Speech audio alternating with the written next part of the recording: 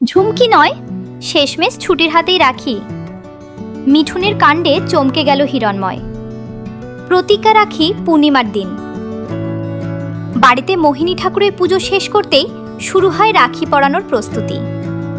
হাতে রাখি নিয়ে মোহিনী সোজা চলে যায় ঝুমকির ঘরে। মোহিনী হেসে বলে, পরি, আজ তো রাখি পূর্ণিমা, তুই মিঠুনকে রাখি পরাবি না? মনের মধ্যে ঝুমকি যেন বিরক্তিতে ফেটে পড়ে। মনে মনে ভাবে, ওই বেয়াদবটাকে আমি রাখি পরাবো? ও কি আমার ভাই নাকি? এসব রাখি টাখি আমার দ্বারা হবে না। তারপর মাকে এড়িয়ে যাওয়ার জন্য ঝুমকি বলে, না গো কাকিমা, আমার একটা কাজ আছে, বন্ধুদের সঙ্গে দেখা করতে যেতে হবে।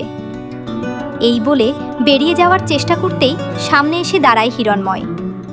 হিরণময় কঠিন গলায় বলে, এক মিনিট, ভাইকে রাখি না পরিয়েই চলে যাচ্ছিস? এটা কেমন কথা? তুই তো প্রতি বছর নিজের ভাইকে রাখি পরাতে কত পছন্দ করিস। তোর তো একটাই ভাই। ঝুমকি মনে মনে বিরক্ত হয়ে ভাবে, এই রে, বুড়ো আবার শুরু করলো নিজের নাটক। ঠিক তখনই সেখানে এসে দাঁড়ায় মিঠুন। সবার কথা শুনে সেও মনে মনে দ্বিধায় পড়ে যায়। মিঠুন ভাবে, ঝুমকি কি সত্যিই আমার আপন বোন? রাখি তো আমার পরিদিদিই পরাবে, কিন্তু পরিদিদি এখানে আসবেই বা কি করে? ঠিক সেই মুহূর্তে হঠাৎ ডিং ডং, বাড়ির দরজার বেল বেজে ওঠে। মোহিনী দরজা খুলতেই সামনে দাঁড়িয়ে থাকে ছুটি। ছুটিকে দেখেই যেন পুরো বাড়ির পরিবেশ বদলে যায়। ঝুমকির আগে ফুঁসতে ফুঁসতে বলে, তুই আবার এখানে কেন এসেছিস? বেরিয়ে যা বলছি, চলে যা। নতুন করে আবার কি নাটক করতে এসেছিস? ছুটি কিছু বলার আগেই ঘটে যায় এমন এক ঘটনা যা দেখে সবাই একেবারে হতবাক।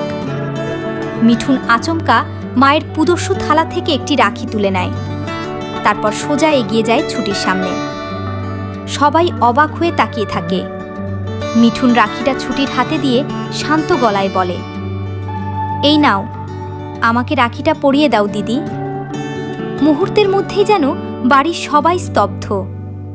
মিঠুনের কথা শুনে হিরণময় চোখ কপালে ওঠে।